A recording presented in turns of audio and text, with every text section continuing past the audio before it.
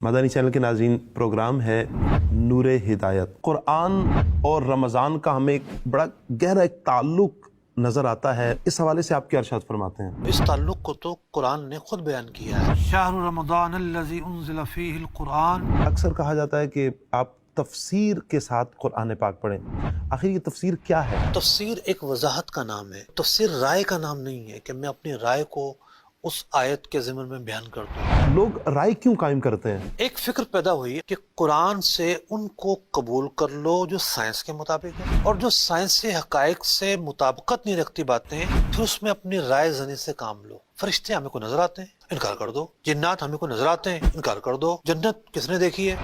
انکار کر دو۔